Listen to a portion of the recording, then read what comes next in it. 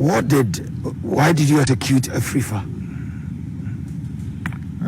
He was retired, he was in his village. What did he do wrong? It might interest you to know that Afrifa was being provocative, and I had him locked up.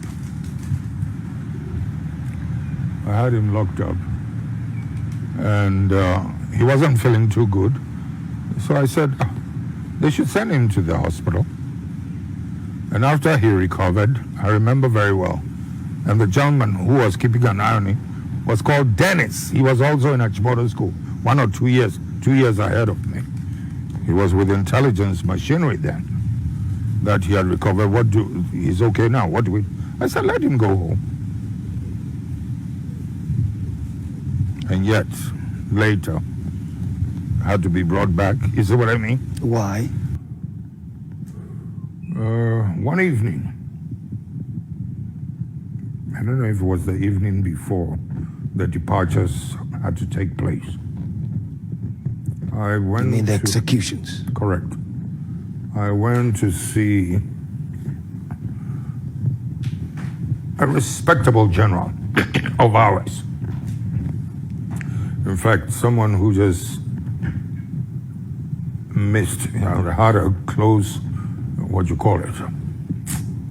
He just escaped, being hurt, also being killed on that June 4th day.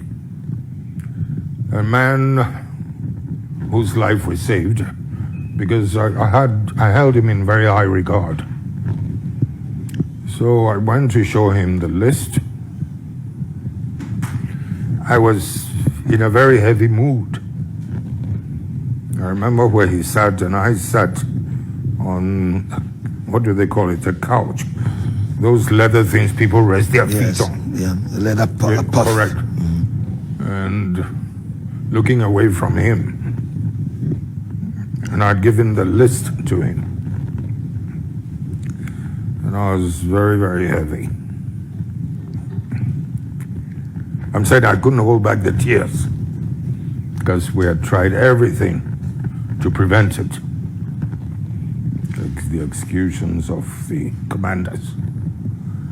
And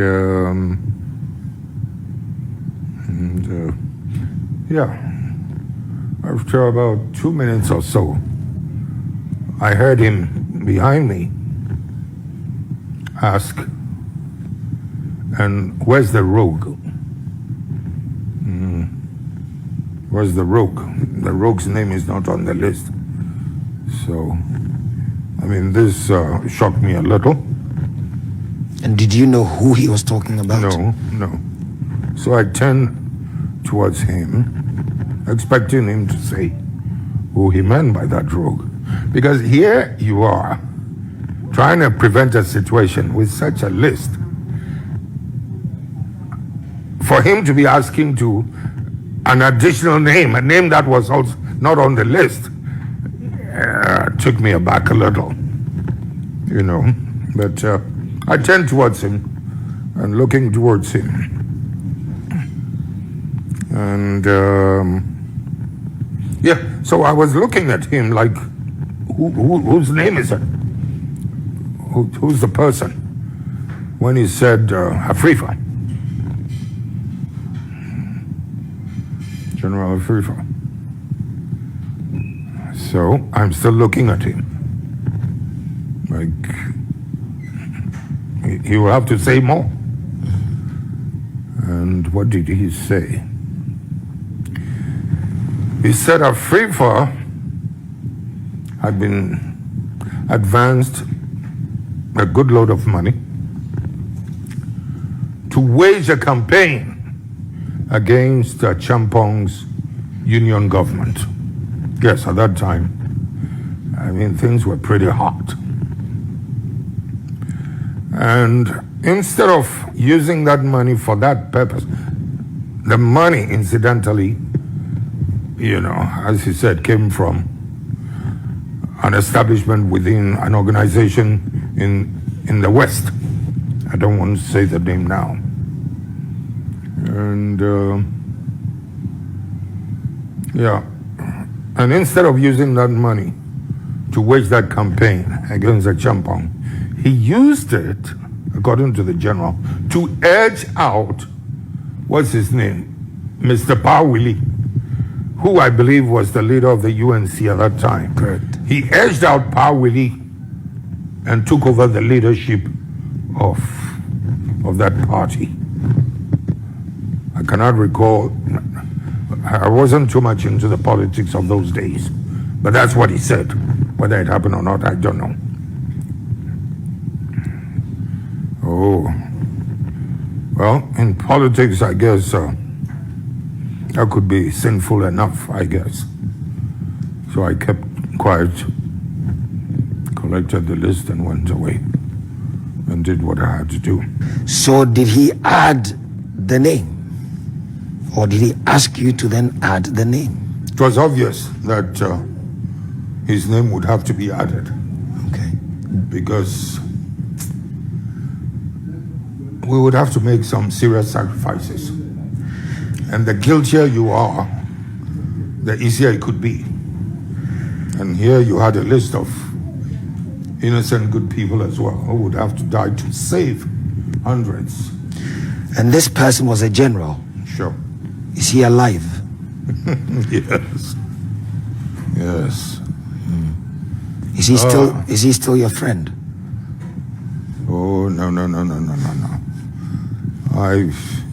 You must have, in a way I was a little naive also around that time. It wasn't until later that I saw through what he did. What he said could very well have been true. However, I think he wanted that man out of the way, because he felt, upstaged by General Frifa by virtue of the 66 coup.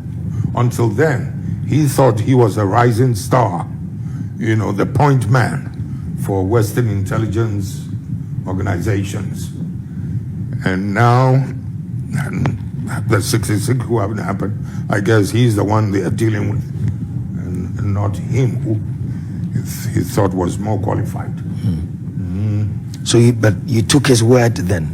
Oh, I used to hold him in such high esteem.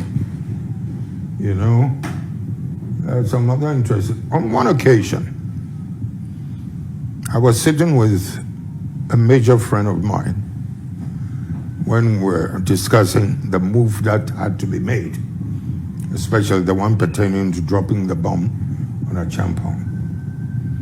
And in my conversation with this major friend of mine, or was he a captain then?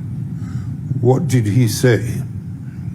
No, I said, a Champong in a way had corrupted so many good officers and, pushed out some of the other good ones, the senior ones.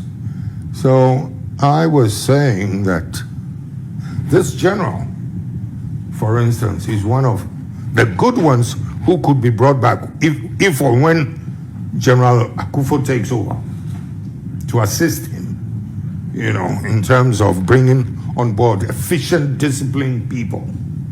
He was one. And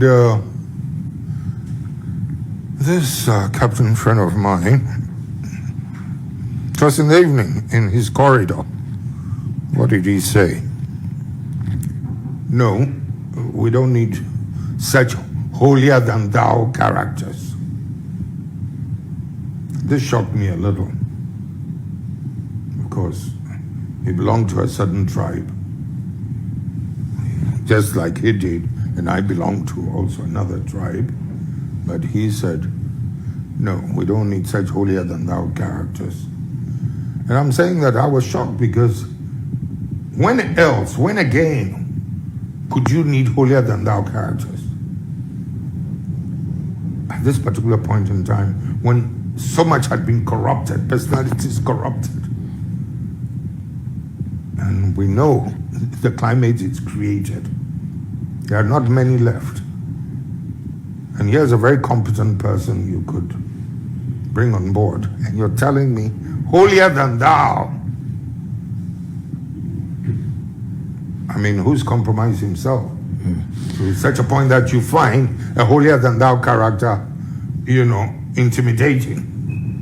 What were you going to ask? So I was going to ask whether this person, is it still the general or this is another person? Oh, no. It's that same general. Same general. He's a survivor. He's a survivor. The number of attempts he made on my life. Yeah, and a few things. Read my book when it comes out. Okay, we're looking forward to it. I hope he'll be alive to read it. Oof.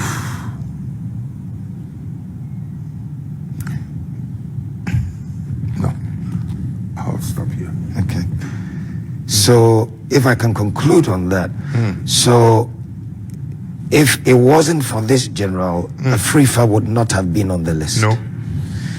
And so Afrifa's name on the list was not your preference. No. I don't think. No, when we compiled the list, none of us had him in mind. I told you what had happened. He wasn't too well. I had him detained and sent to the hospital.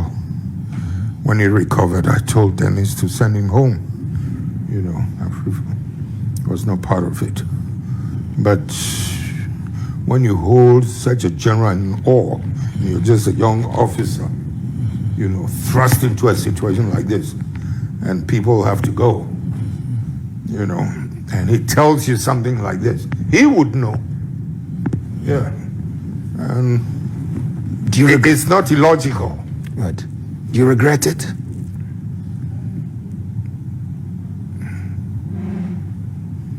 No comments yet.